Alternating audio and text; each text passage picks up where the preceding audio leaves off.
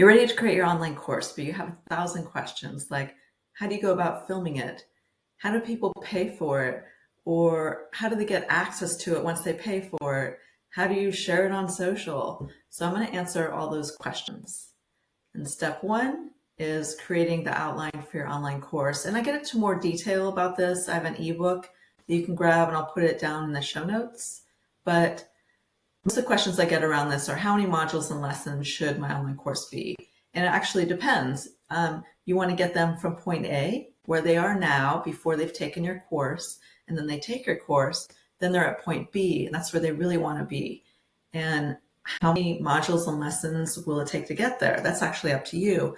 As you create your outline, you'll start to realize how many modules and lessons that you'll need. So a mini course would probably be around 3 modules with maybe 3 to 4 lessons in each.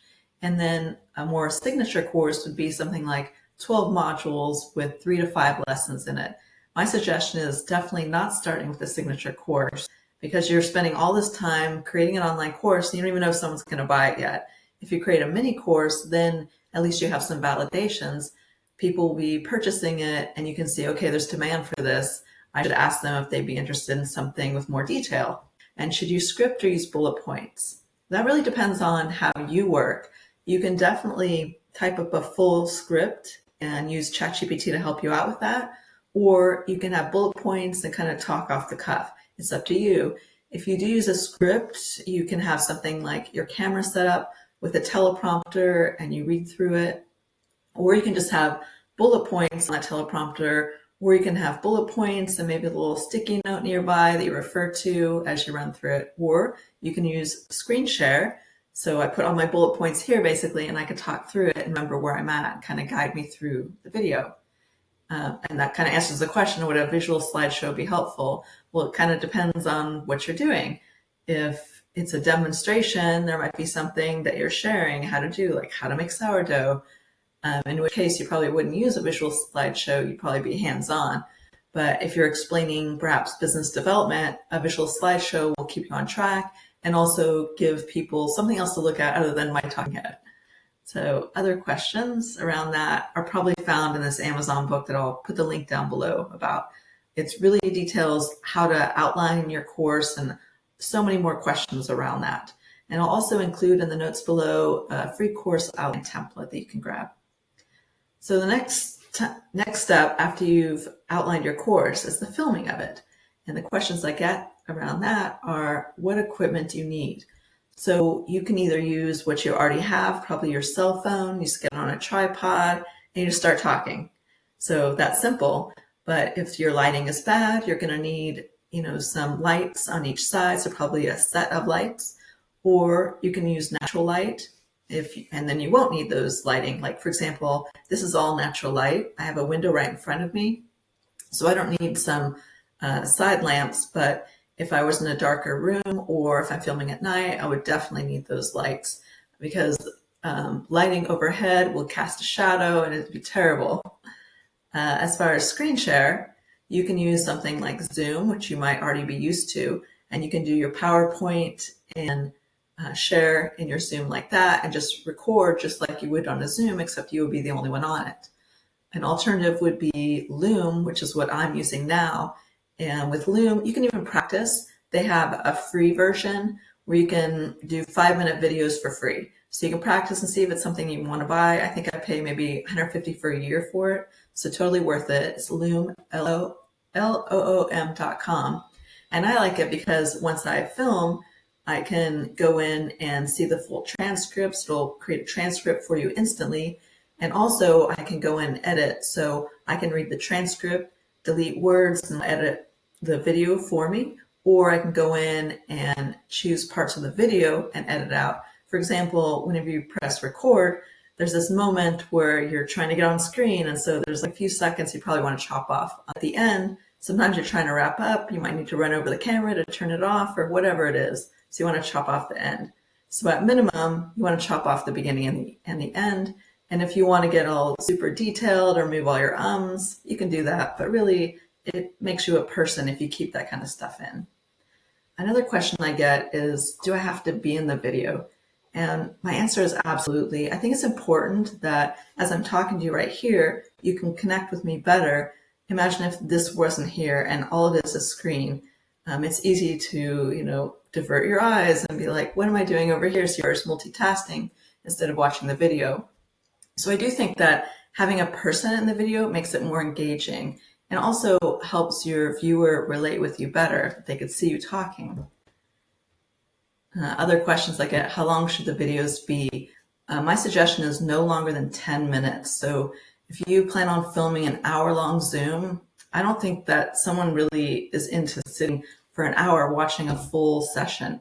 It'd be better if you broke that up into maybe 5 to 10-minute segments and then make them, one module would be the video, but each lesson would have a little segment in it. That'd be much easier to consume. Uploading would be the next step. You might be thinking, where do I upload it to? So I promote the platform Kajabi.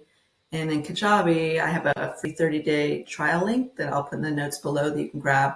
And it's a place where you can house your online course. So you can have an area where you have a full sales page and or your website. You can have your website somewhere else and just link over to your online course, or you can have your website right there in Kajabi, including sales pages and all that. And when they click buy now on that sales page, it'll go to a payment area.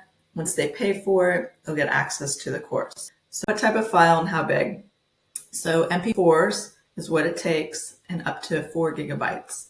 And if you find that your videos are bigger than that, you can break it up into segments, which is what I suggest. Or I think there's a software called Handbrake where you can make a bigger video, compress it down to make it a little smaller to upload it. The next step is collecting payment. So you outlined your course, you filmed it, you uploaded it into Kajabi, and now how do you go about collecting payment? So actually, I think I have a checkout page right here as an example. So this is what they would be coming from a sales page, and that sales page could be either on your current website or it could be a sales page on Kajabi. They click buy now and they land here, and this is where they would enter their email, name, choose their form of payment. You can offer an upsell. Optionally, you can have terms and conditions they agree to, and then complete my purchase. And once they complete it, they'll have access to the course immediately. You can have them go straight to the course, or you can have a thank you page, and maybe you upsell them to something else or talk about something else, or you provide instructions, and then that page might have a button where they can finally access their online course. They'll also receive an email from Kajabi that says, for future, here's a link to log in, and then they can click that and have access to their course again. And also you can send a welcome email. So maybe they purchased and you have further instructions. It's nice for them to receive an email from you that tells them next steps. So you can set that up as well. Here's kind of like what a sales page would look like, and it'd be like buy now, and they can either click this and arrive right here, or you can have them click this, and right here on the page would be the payment. So this is a wait list, but it would be this kind of thing right here. As soon as they pay for it, they receive access immediately. And it's all automated. You don't have to do anything. This all happens kind of while you're sleeping, is how you can think of it. So someone can buy in the middle of the night, and then you'll receive notification that someone just bought your course. What kind of payments are accepted? You can connect Stripe and PayPal, and that allows you to collect all major credit cards and PayPal. Also, Google Pay and Apple Pay is in Kajabi. And if you want to offer payments, you can either set up a payment plan where you could say, you can buy this for 3 payments of, X number of dollars. First payment due today, the next in 30 days, the next 30 days after that. So you could do it like that and charge a little interest, or you actually risk default because there's no guarantee they're going to pay the future payments if they remove their credit card from the system. So you can also offer Klarna or Afterpay, and this way you'd get all your money up front, and they kind of work out a payment plan through those companies. So those are your choices in here. Stripe, PayPal, Google Pay and Afterpay. Google Pay and Apple Pay, Klarna and Afterpay. And then how do you get paid? You actually connect your bank account to Stripe. And so when somebody enters payment, It maybe takes a day or two to process, and then you should receive the money right there in your bank account.